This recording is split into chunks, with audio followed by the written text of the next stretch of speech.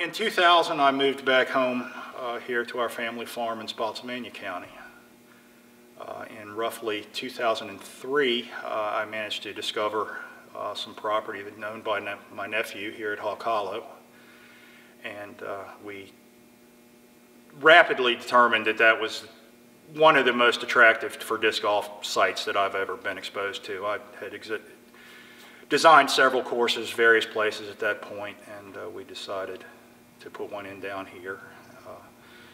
And it has been wonderfully received by disc golfers ever since.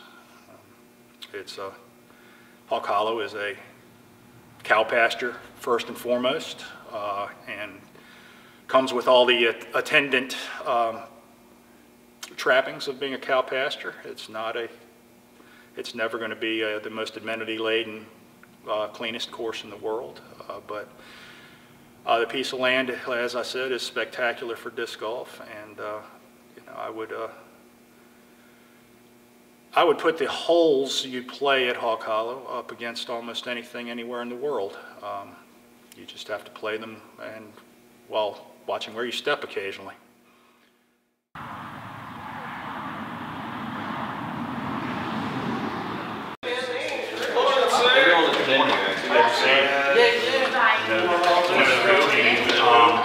Players meeting will be at 9:30 across the street. $60, right? Yep. Drive back there if you have four-wheel drive. If you do not have four-wheel drive and I catch your vehicle back there, I'm going to disable it and keep it. My Subaru's good. Yeah, exactly. Mine's good too. How much are We were thinking about practicing at 8 down the course. The only reason we didn't is we wanted to make 8:30. We got in late. Yeah. Cody. Yep, of course. Cody's out there. He said Dickerson's bringing his money. Oh, yeah. You know what I'm saying? West in the 3, Starnes in the 4, and Tag in the 5. Does Tag go to that? Because he don't think he knows that. And they both actually went to school here. And my grandmother taught here. That's pretty cool. In 2004, we started this event that we're here for this weekend, the Virginia Team Invitational. We began with 6 teams from Maryland and the state of Virginia, and we set up a match play tournament based on formats that I had seen going on in San Diego and Texas and Wisconsin at Sandy Point. So I can't really take credit for the format to a very large degree, but we rapidly, the tournament rapidly grew from 6 teams to 12, and we currently have a 21-year waiting list to get into the event. There is one team each year is asked to leave based on their performance, and one team comes in the following year, and it's gotten to be really one of the most anticipated events, I think, on the East Coast, despite the fact that I do absolutely everything I can to make sure that there's almost no money involved in it. We have the vast majority of the best players in the Mid-Atlantic are here every year for it, and you know, it's the appreciation of it from the players that keeps it fresh for me and keeps me involved in it, which is what it has to do. I'm no longer going to be involved just running disc golf events to run one. I want things to you know, be fulfilling to both myself and my competitors, and the VTI has certainly been that. Hey guys, hey, y'all better turn around and pay attention. Y'all new guys who's been around here, ain't been around here, y'all better pay attention. Bring it on up in here, a little closer. He's gonna start treating everybody like you're in school. He's been here before. A couple times, just a couple. All of them.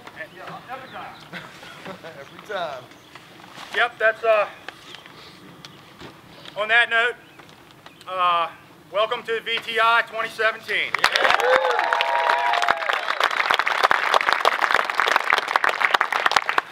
the invite? As Tony said, Rob has been to all of them. There are 3 other people, I believe, who have been to all of them at this point. And those are Brian Gawler, Tony, and Chris Heisel. Bang, bang.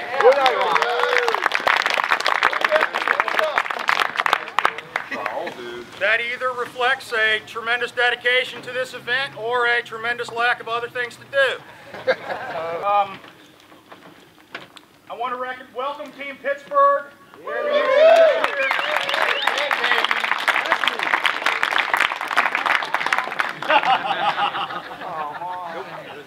And I want to recognize last year's champions, Team Lakefront.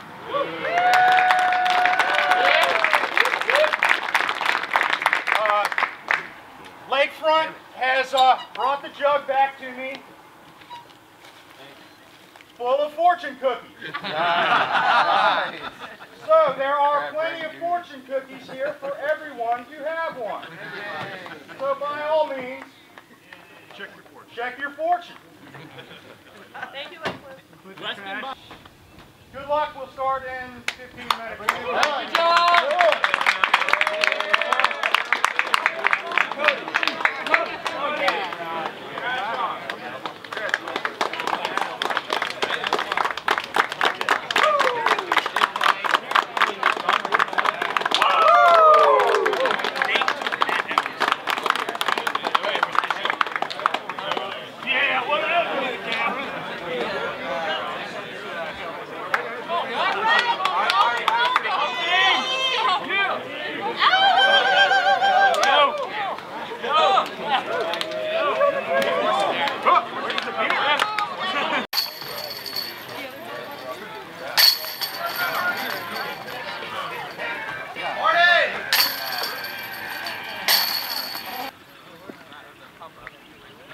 No, I didn't say you were going to win. Fuck that. Hey, do you want to know or do you want to not know? The course itself at Hawk Hollow, when I started out with the course, I had a collection, pretty ragtag collection of baskets that were, some of them I had won as an advanced player, some of them, a lot of them were homemade. There was probably 10 different varieties of baskets on the course to begin with. Through the years, the various clubs in the area and various players and competitors at the VTI have donated baskets to the course to the point that we now have, on the 18-hole course at least, uniform, nice new baskets out there. And again, that's something that you really can't measure the value in it to me personally and to the people who come and go here. It's really been a labor of love through any number of people. My family has been tolerant of it through the years. As I said, the place is a cow pasture first and foremost, and we are not going to ever truly get away from that. The course is here to be played in the springtime and the fall. In the summer, things get too busy on the farm, we shut it down. The wintertime, things get a little too sloppy out here, and the cattle tend to be having calves. Cattle, when they have calves, tend to be a little grumpier than they are a lot of the rest of the time. So again, we shut it down for the cattle to have calves. So it's something that disc golfers, though, have been very tolerant of, and everyone is appreciative. Everyone is willing to give back. So it's sort of the best of both worlds. While it would be nice to have full-size manicured tee pads and fairways without cow poop in them, it's simply not the case. And everyone is just happy to be able to deal with it as it is.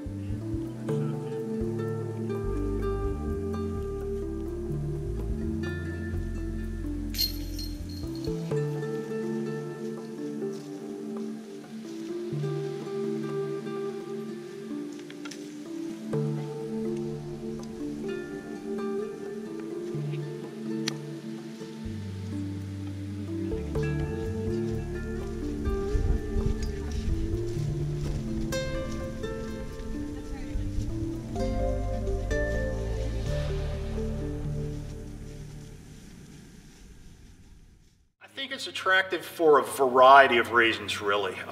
You know, one is the course itself. The course lends itself extremely well to match play. It's very, while the course does not cosmetically resemble a golf course, the holes play in a very golf-like fashion. And so that aspect of it people love.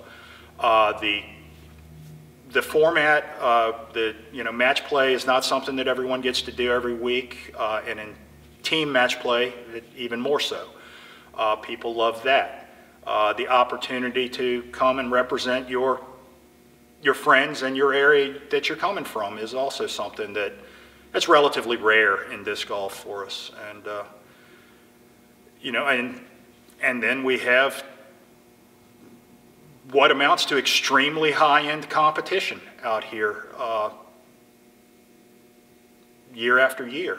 The fact that these top players like Chris Dickerson, Mike Johansson, Zach Melton come back year after year to this event in this cow pasture where there's, like I said, almost no money involved, is just a indication of how much everybody really loves the format, loves the course, and loves the opportunity to show what they can do for their folks back home.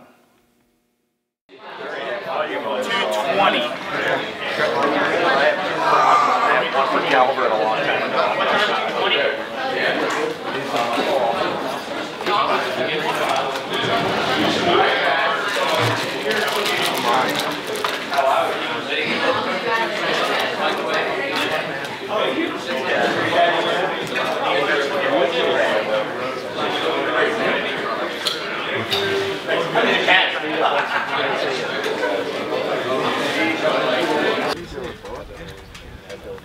Lakefront and home will start up here in 20 minutes. Woo! All right, John. Thanks a lot for having us here. Yep, thank you. Lots of disc here, so you know. Yeah, baby, yeah. That's all I saw you do all weekend. Nice job. We get to try again, huh, Tim? Once more into the breach. They were tied. I don't know. I play with Bobby. No. Oh, you're so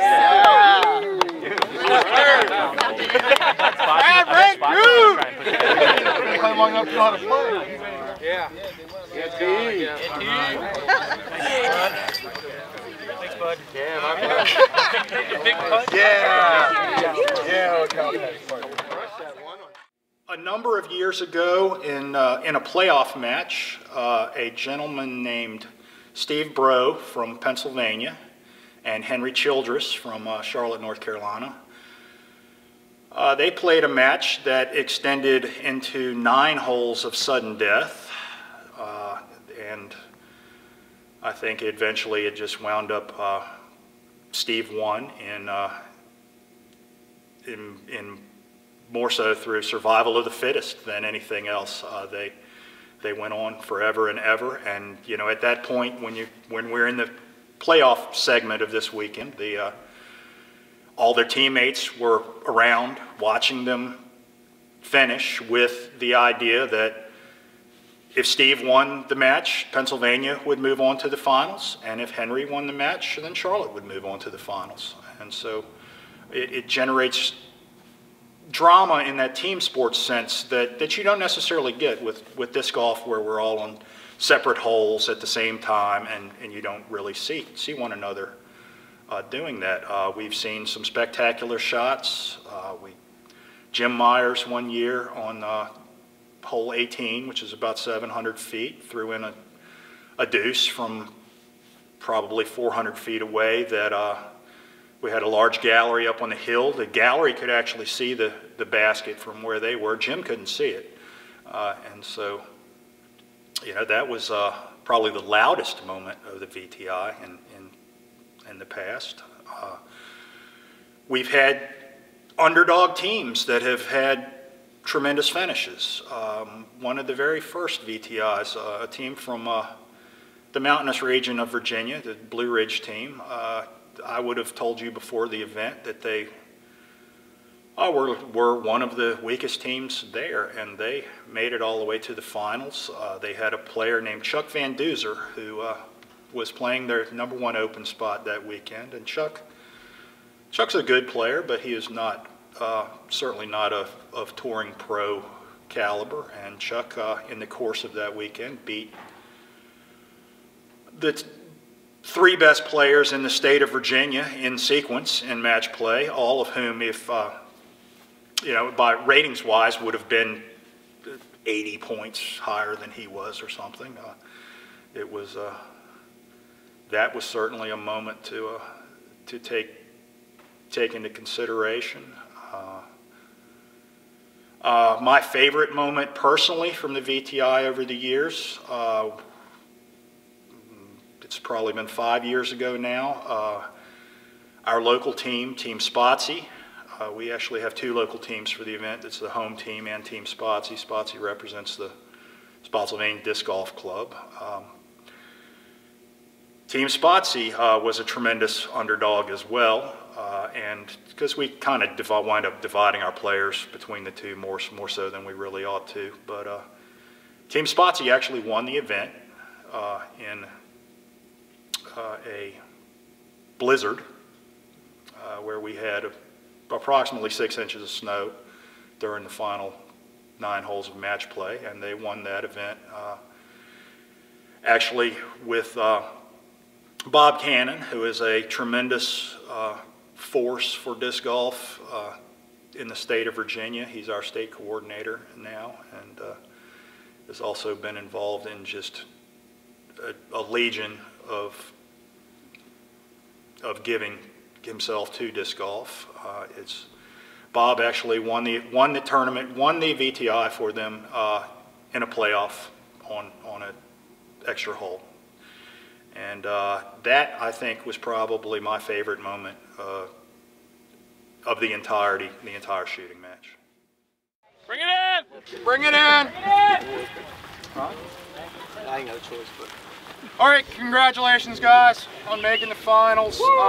The way this is going to work this year, the first to tee off is going to be the Open 5 players who are going to tee off on hole 10.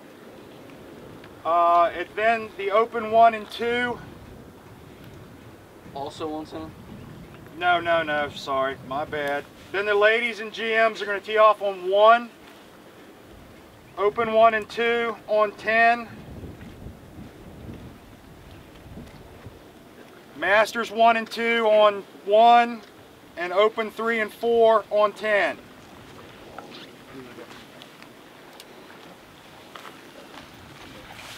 Everybody ready?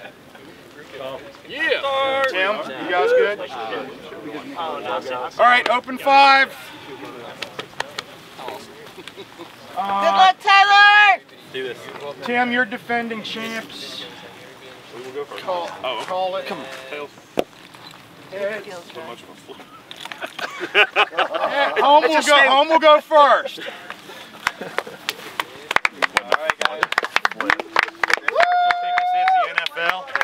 Go Home's up first. Home team! Where everybody at? Where's Mark at? Where's Mark at? Oh, where's Team Quillen? Quillen? Okay, Quinn. Hey, Cannot do this without you. Here, hey.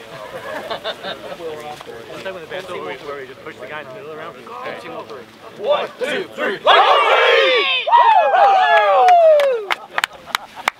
Lakefront first, go home.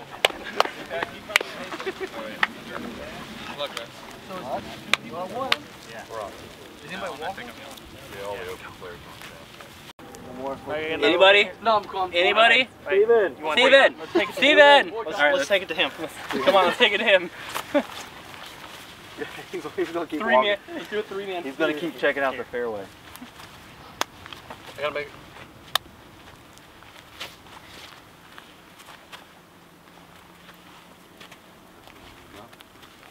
Gross. He's using the right too? Oh, Right hand.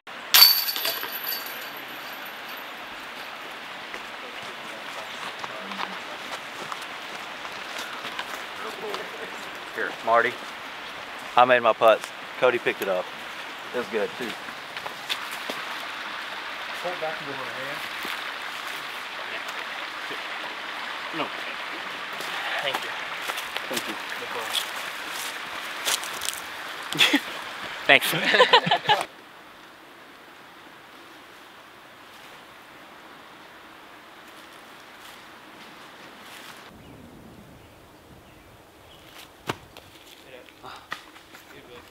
Oh! You're fine. Was that more stable the 2-putter? No, I switched. That's why you see Oh, it's the 1, 2, 3 there.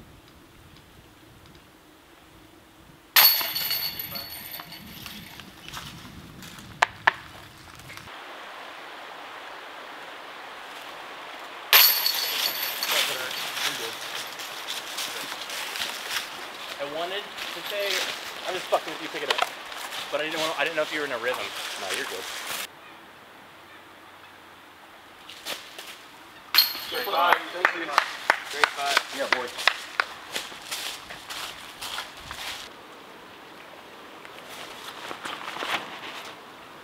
Oh my goodness, get out there. Hell yeah, Chris. Oh, shit. Great shot. Definitely the best job I've ever seen. I'm gonna faint right now.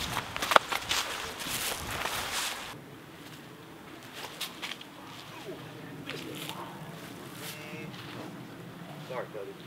Good job.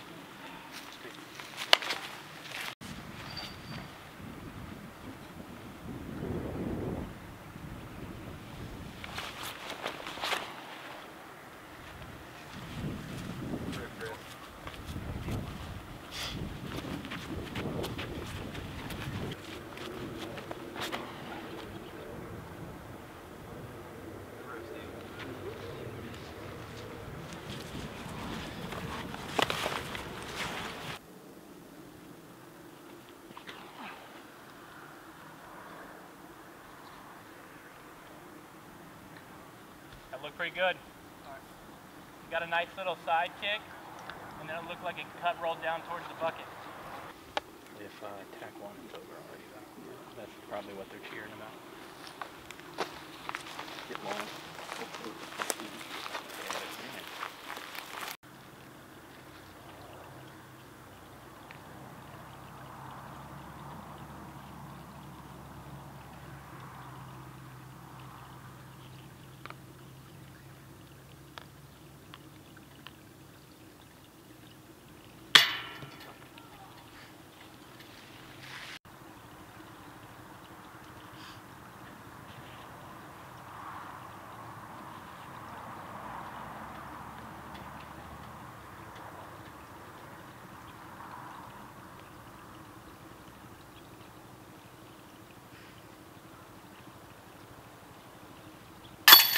Yeah, Chris, smart boy.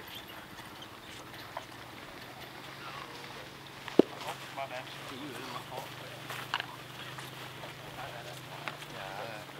I know.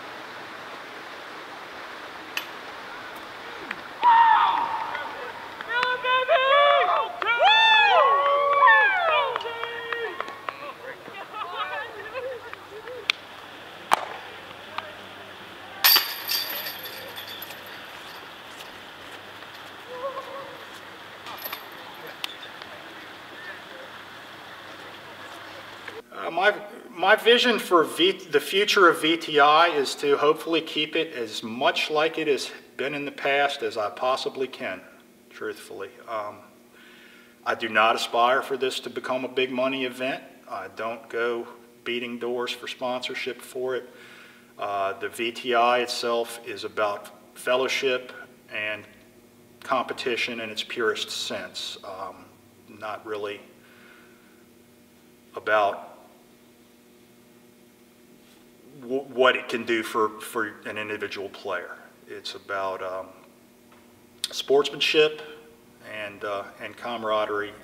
As for Hawk Hollow, my vision really for Hawk Hollow will remain more or less as it is. It's the limiting factor on it is the fact that it, again, it's a cattle farm, and it's going to stay one.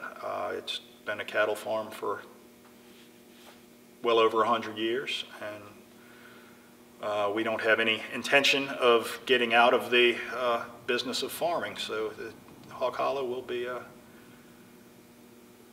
be limited in a sense by that, but it's also that's also what gives it a lot of its character, I think. But you persevere, and things turn out okay sometimes.